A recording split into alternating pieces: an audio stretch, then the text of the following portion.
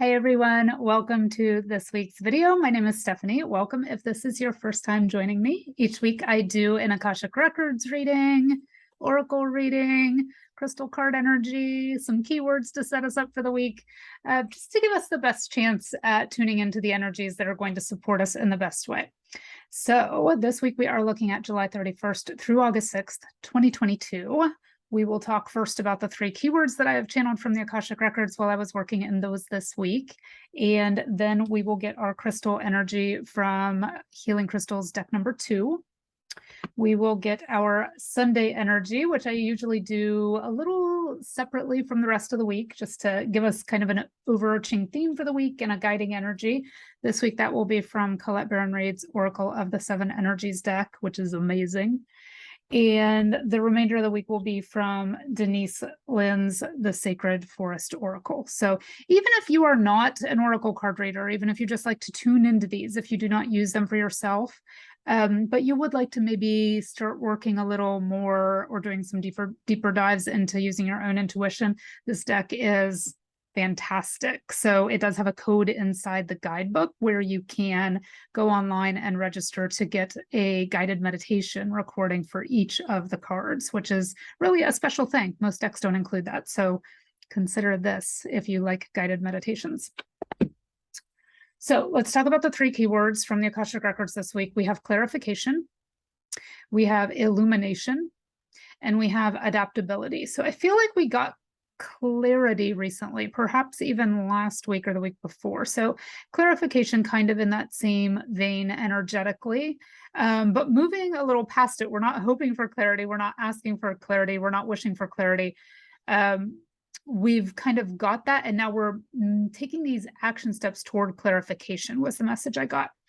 So it sort of segues us into the next keyword, which is illumination. So through that illumination, through bringing light to what we've been working on, wondering about, or questioning, we gain clarification.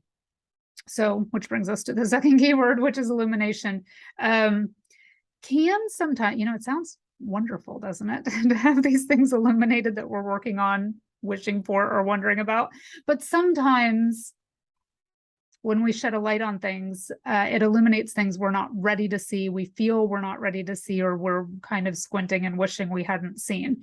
So just be a little prepared for that this week. Maybe some things coming to light that you didn't feel ready to deal with, but now you feel like maybe they've landed in your lap. And if they have landed in your lap, then I will say this is the perfect time to deal with them. So, use that illumination to your benefit. Anything that comes to light this week, just say, it must be the perfect time for me to work on this. It must be the perfect time for this to be brought to my attention. Because it's anytime things are brought to light, and for some people, this could be wonderful illumination, like the illumination of an idea, like a light bulb moment or that sort of thing. But just be aware if it doesn't feel like that for you, it could be something being brought to light, which is for your greater good, for your growth, which leads us to adaptability. So consider everything, be adaptable. Not how you've done things in the past at all, but entertain how things could be done differently in the future and be adaptable, looking at things from different perspectives this week. So clarification, illumination, adaptability, I feel like they're all very tied together. We have this illumination, we have these things brought to light, brings clarification to things, and then we may be asked to adapt and look at things from a new perspective. Won't be difficult, just different. So those are our keywords this week.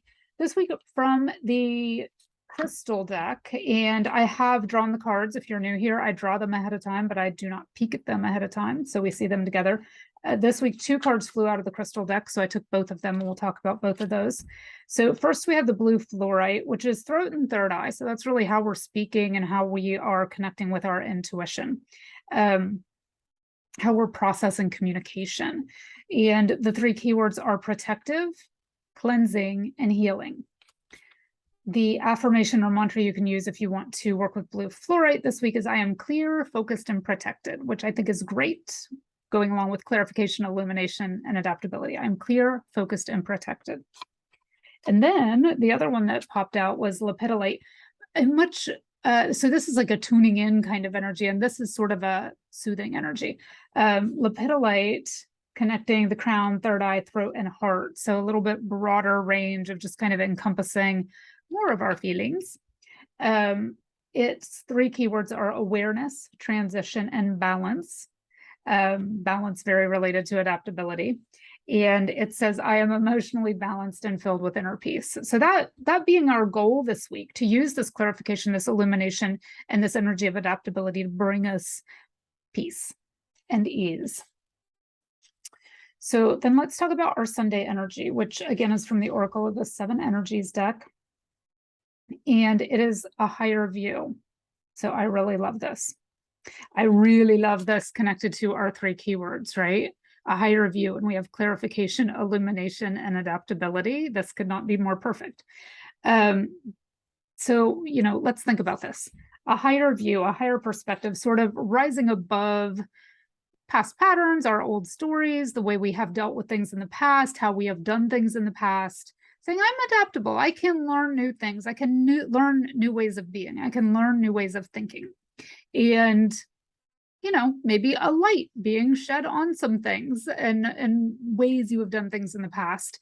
You get really clear about these. There's that clarification keyword. And because you're adaptable, because you're in kind of learning mode and adapting mode and not judging yourself, but observing yourself from this higher perspective up in the sky on your bird, then you have a higher view. You have a higher perspective of how you can handle things, how you can adapt to things, how you can change things so that the outcome changes, so that it is more beneficial to you and everyone that is involved in any situation you're involved in. So then Monday, it's perfect for our 3 keywords, perfect for the energy of this week. And then our Monday energy, our Monday card, is the Wizard of the Woods. And the Wizard of the Woods says focus. Direct your intention toward what you do want. And I know I am always going on and on and on about that, especially when we're in the energy of new moons or when there are stronger energies. Just in general, always focus on what you do want and not what you want to eliminate, what you want more of. So this Wizard of the Woods reminds us to be mindful of our focus, direct your attention, intention, and attention on what you do want. Focused intention is what this is about. So that's our Monday energy. And then our Tuesday energy is the Standing Stones card, the Passage. These cards are so beautiful.